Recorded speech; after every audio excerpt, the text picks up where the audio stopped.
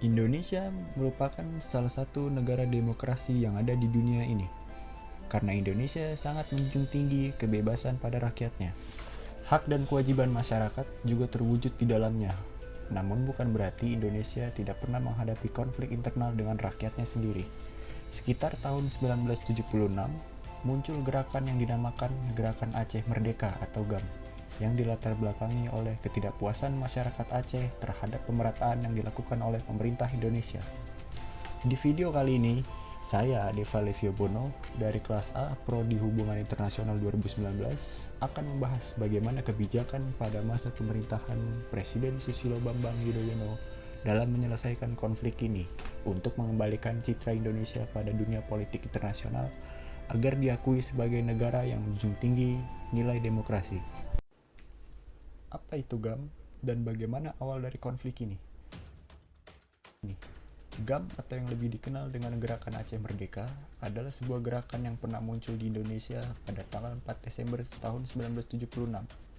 Gerakan ini merupakan gerakan yang digalangkan oleh masyarakat Aceh untuk melepaskan diri dari negara Republik Indonesia, di mana gerakan ini dilatar belakangi oleh kekecewaan masyarakat Aceh atas sikap pemerintah yang selalu tidak bijak dengan mereka, padahal daerahnya telah berjasa sangat besar terhadap pembangunan negara Republik Indonesia.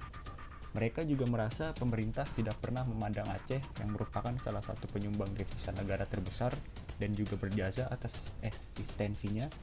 Masyarakat Aceh juga menganggap pemerintah selalu mengabaikan dan cenderung tidak merespon keinginan masyarakat Aceh untuk melibatkan mereka di dalam pemerintahan maupun di badan usaha milik negara atau BUMN untuk diisi oleh orang-orang Aceh. Akibatnya, masyarakat Aceh yang merasa daerahnya cukup kaya akan sumber daya, tetapi karena mereka tidak pernah dianggap oleh pemerintah, sehingga kemudian timbullah inisiatif untuk mendirikan negara sendiri. Konflik dari Gerakan Aceh Merdeka diawali oleh keluarnya pernyataan perlawanan dari rakyat Aceh kepada pemerintah, di mana perlawanan ini diprakarsai oleh seorang tokoh bernama Tengku Hasan Ditiro dan juga para pengikutnya. Ia juga merupakan salah satu masyarakat Aceh yang pernah kecewa kepada pemerintah lantaran tidak diberikan kesempatan untuk terlibat dalam proyek pembangunan. Sebagai permulaan, ia kemudian melarikan diri ke Swedia untuk mencari hak suaka politik di sana. Dampak dari konflik GAM mempengaruhi citra dan identitas Indonesia di mata dunia.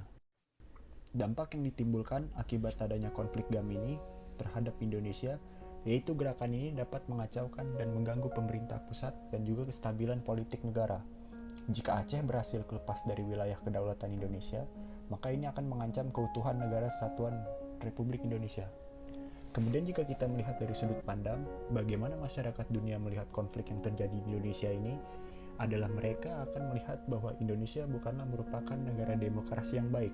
Terbukti dengan adanya gerakan ini yang dilatar belakangi oleh kecemburuan masyarakat Aceh kepada pemerintah Indonesia yang tidak pernah melibatkan masyarakat Aceh dalam urusan pemerintahan ini, menandakan bahwa pemerataan kebijaksanaan di Indonesia masih terbilang jauh dari kata baik.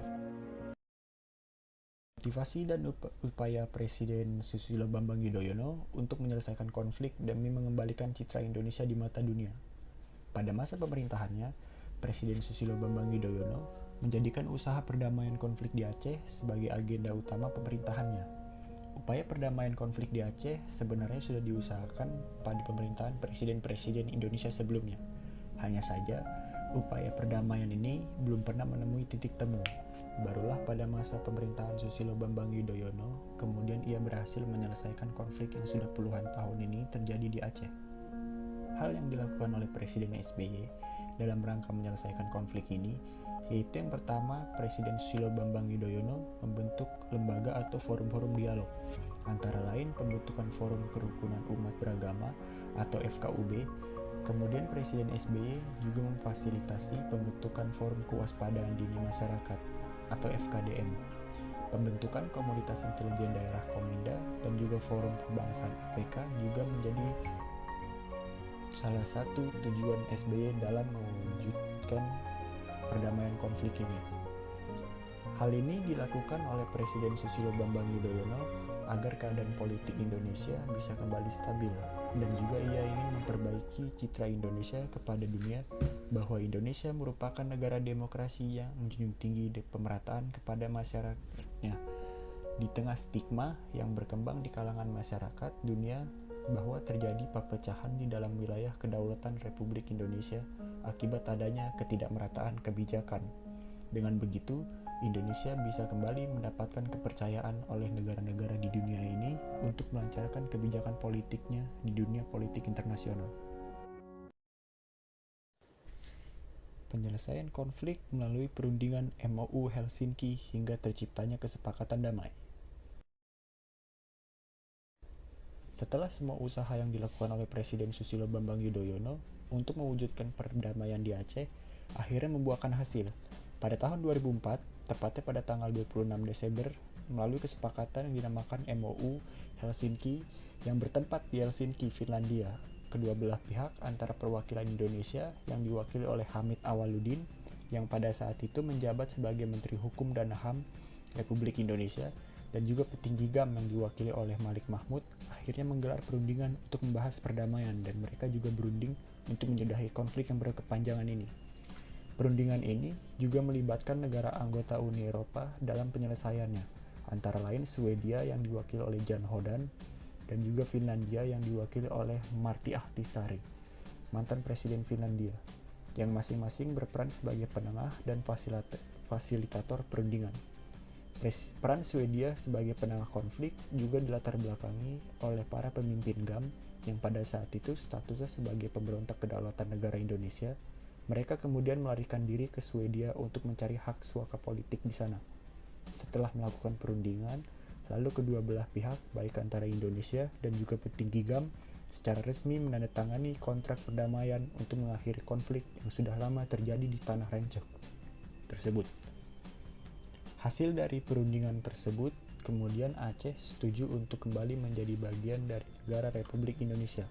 Setelah pemerintah Indonesia mengatakan akan memfasilitasi pembentukan partai lokal di Aceh dan pemberian amnesti bagi anggota GAM. Faktor lainnya yang membuat pimpinan GAM juga tertarik untuk melakukan kesepakatan perdamaian adalah akibat adanya tsunami yang menyerang Aceh pada tanggal 26 Desember 2000. Beberapa bulan setelah perjanjian perdamaian, tentara negara Aceh resmi dibubarkan. Dengan ditandainya dengan pembubaran tentara negara Aceh tersebut, maka berakhir pula gerakan Aceh Merdeka ini, dan Aceh kembali menjadi bagian dari Negara Kesatuan Republik Indonesia seutuhnya. Kontribusi penyelesaian konflik Aceh terhadap perdamaian dunia.